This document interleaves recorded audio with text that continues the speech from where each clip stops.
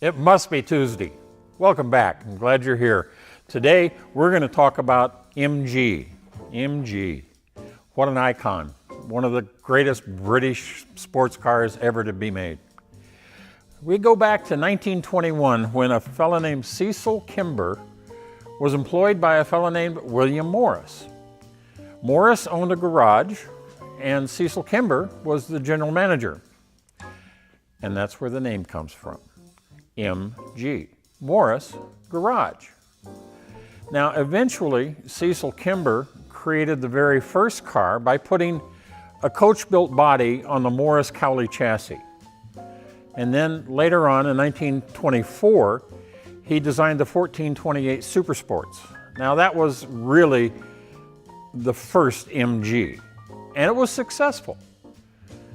The unveiling of the octagon logo you see up on the front, and you see on this car, on the dashboard, you see it everywhere. The octagon with the MG inside of it became the logo, the trademark of the MG automobile. So that's where all that came from. The octagon logo and the registration of that logo was done on my birthday. Maybe that's where the affinity for MG comes from for me. The competition was what Cecil Kimber was all about. And the K3, his first real hot rod of a competition MG, it went on to win the 1933 Mille Miglia. Think about that. If you study the history of racing, I can recommend a book, by the way, Time in Two Seats. But if you take a look at the racing records of the cars way back in 1933, the Mille Miglia had been dominated by Italian cars. Lancia, Alfa, Fiat, Ferrari hadn't been invented yet. That came in 1948. But in 1933, an MG K3 won the Mille Miglia. That was fantastic. Oh well, onwards and upwards, come forward. This is a 1934 MG N type. N is in November. Most people refer to it as an NA. There was an A, a B, a C, I think a D. This one is really unique because, first of all, everybody thinks of MGs old and new as being little four-cylinder cars. Well, this was a six-cylinder, overhead cam, 1271 cc's, overhead cam. It was a very, very, very unique car. They had changed the chassis on the N-type. The rear was a lot wider and set it apart. It wasn't the ladder type frame anymore. They had the outriggers that the body was bolted to, and that made a completely different configuration for it. The MG N-type was made from 1934 to 1936. Now, originally it came out with two SU carburetors. But as we've talked before, the first race took place when the second car was built. No different with this. People started racing them immediately. As a matter of fact, this car came from Australia, and it was a very significant rally car down there. In its day, it was very, very competitive. Why?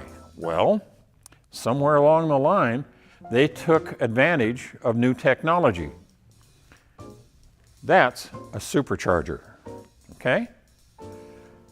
Great big SU carburetor on this side into a supercharger into a six-cylinder engine of 1,270 plus cc's, okay? What's a supercharger do? Well, it takes 56 horsepower and it goes into exponential growth from there. Used to be 5,500 RPM was max. I think this will turn well over 6,000. Why a supercharger? Well, engines run this way. You gotta have three things. You gotta have fuel, you gotta have air, and you gotta have spark. The more of any one of those three, anytime you increase one of those three, you're going to increase the power of the engine. In this case, with a supercharger, you're putting in more air. You're packing more air into the mixture in the cylinder, okay? And when the spark hits it, you got a bigger explosion. Fantastic technology. I found out something most interesting when I was researching these a long time ago. They called this a cabin supercharger. And I wondered about that for the longest time, because I know the names of the manufacturers of all the different superchargers. In America, we know about McCulloch superchargers, and there's others. Well, this one kept being referred to as a cabin supercharger. What's that?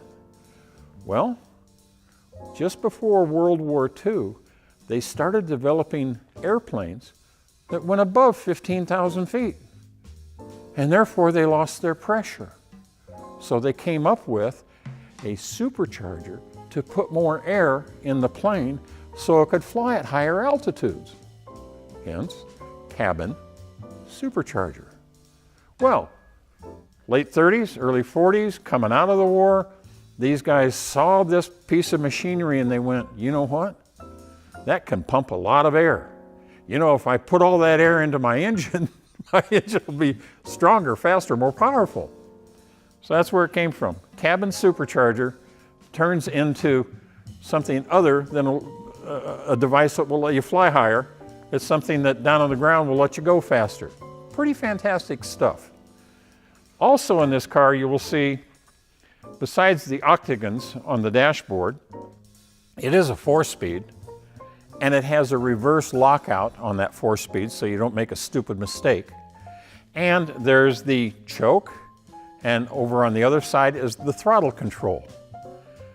What a fantastic little car. Fun to drive, different than the other MGs in that the gas tank is not hanging out the back. That's where the spare is now. The gas tank is inside, just behind where a boot would be.